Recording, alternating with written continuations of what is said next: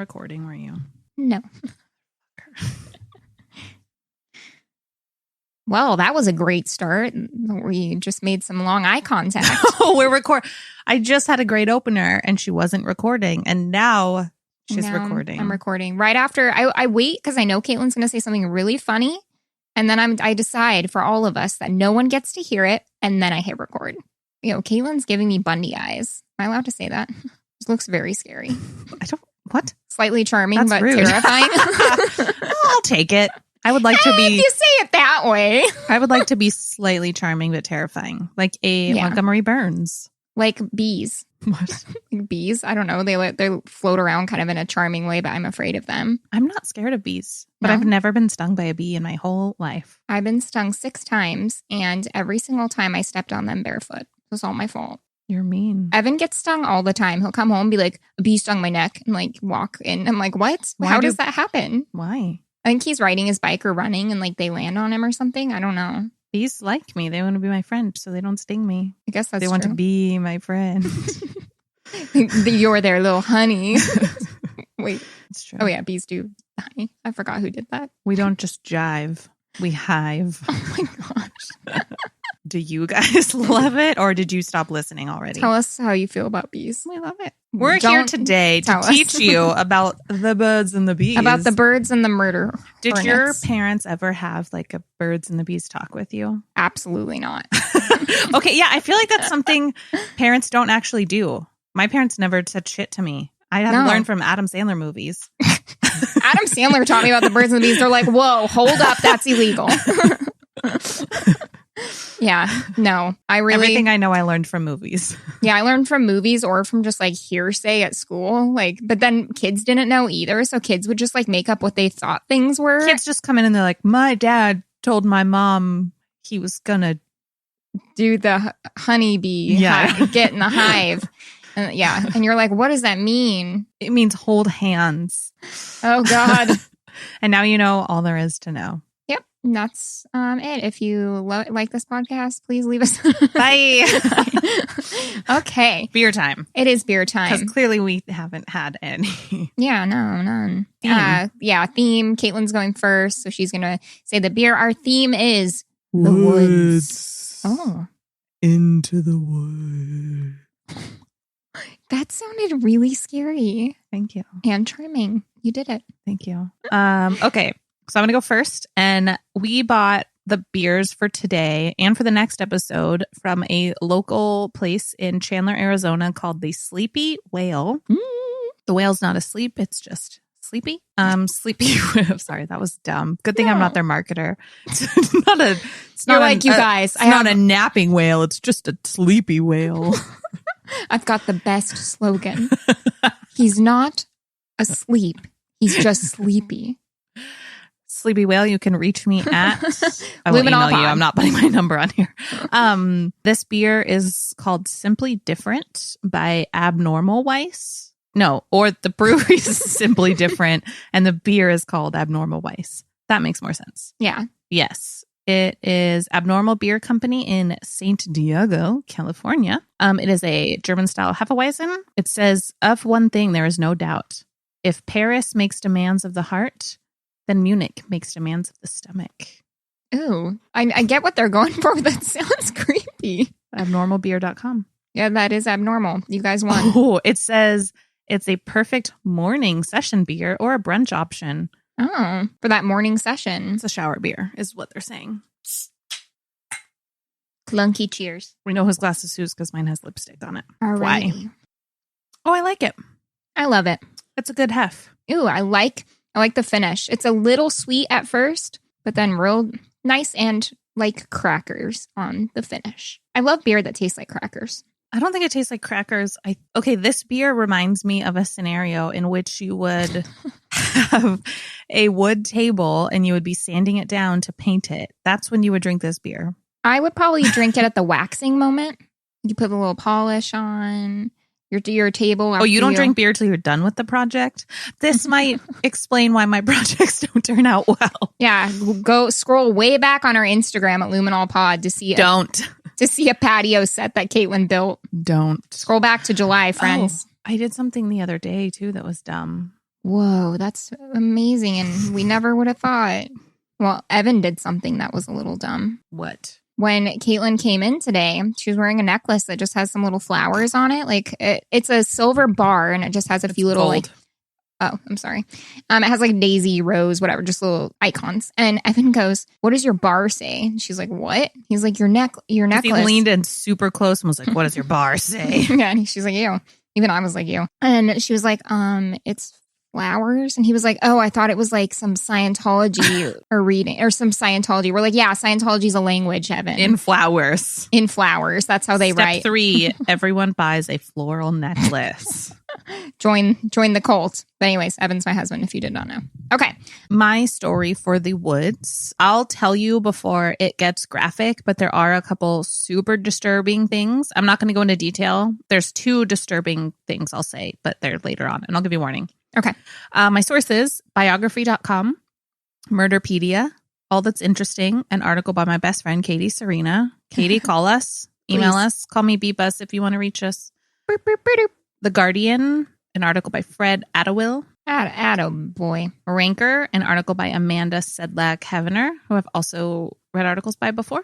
BBC News and Siberian Times. So today, I am going to tell you the creepy-ass story of Alexander Pichushkin, a.k.a. the Vista Park Maniac, a.k.a. the Chessboard Killer. I don't know this. I didn't either. How are there, you guys? How are there so many murders out there and weird things that we've never heard of? I'm not ragging on any other podcast because I listen to a ton, but like, I've never heard some of these on any of them.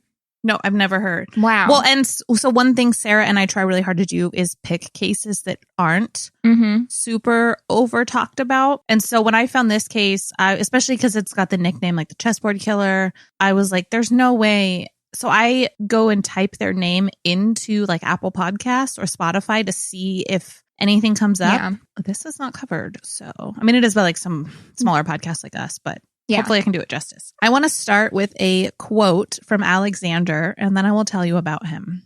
So this is straight from his mouth after he was arrested. "Life without murder is like a life for you without food."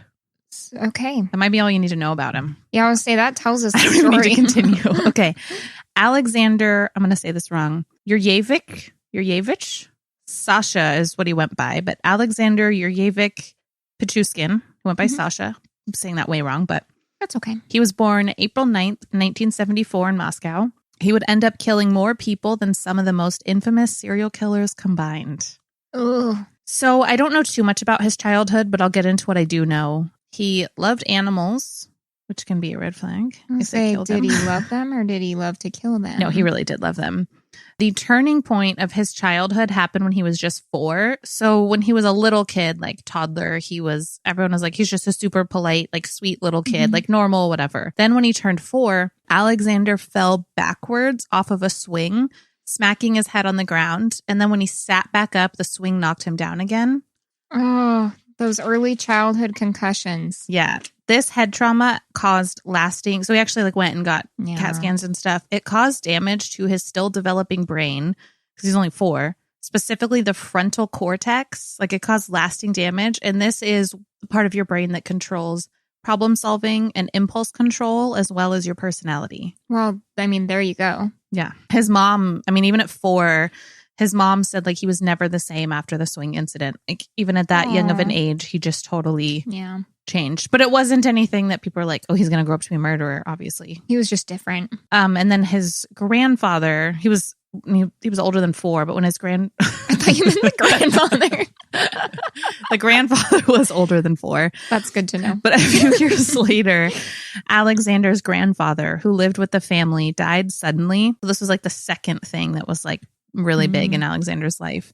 Alexander would later describe his childhood as super difficult. His dad walked out when he was young, and then he had the concussion, the head trauma, and then he lost his grandfather. So as a child and teenager, he spent most of his days walking around a nearby wooded park, Moscow's Bitsevsky Park, with his dog. And then Alexander lost his dog, and he became severely depressed. Maybe it's because of the head trauma too, but many many kids lose their grandparents and their dogs. Like, Yeah. that's not uncommon. Sarah has no heart. You heard it here Especially first. if the grandparents You heard it here. are older than 4. You heard it here first. Alexander actually buried his dog at this park in the wooded area. Oh, interesting. We only tied the woods. Just kidding, obviously. Alexander was obsessed and fascinated by Russian serial killer Andrei Chikatilo. Don't know that one either. Me neither. But clearly, obviously, don't freak out. Not in the way that we are all fascinated by true crime.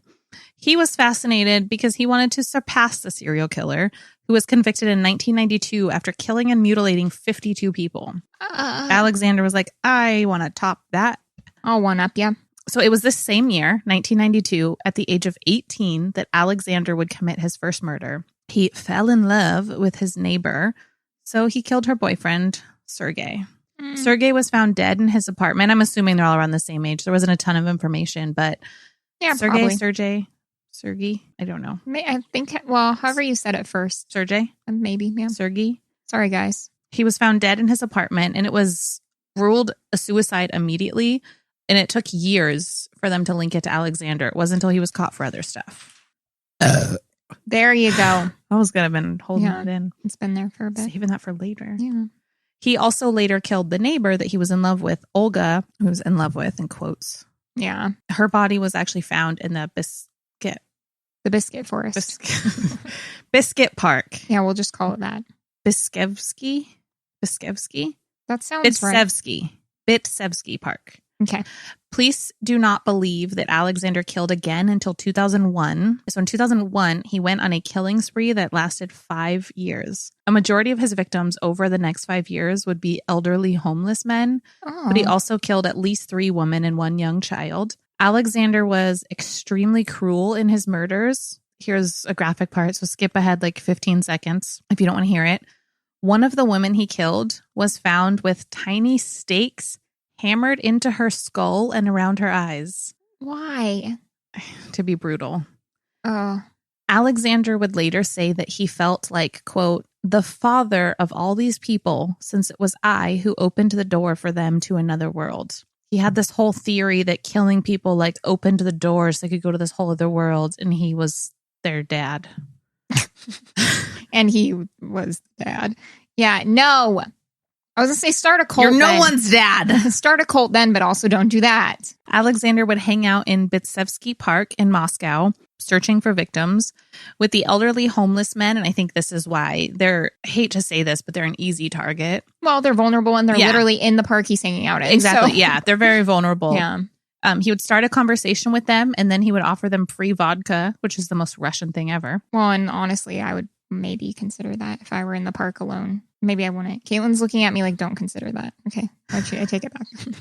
I mean, it's not their fault. No. So he'd offer them free vodka. He would go further into the park, into the woods, near where his dog was buried, which for me adds another creepy element.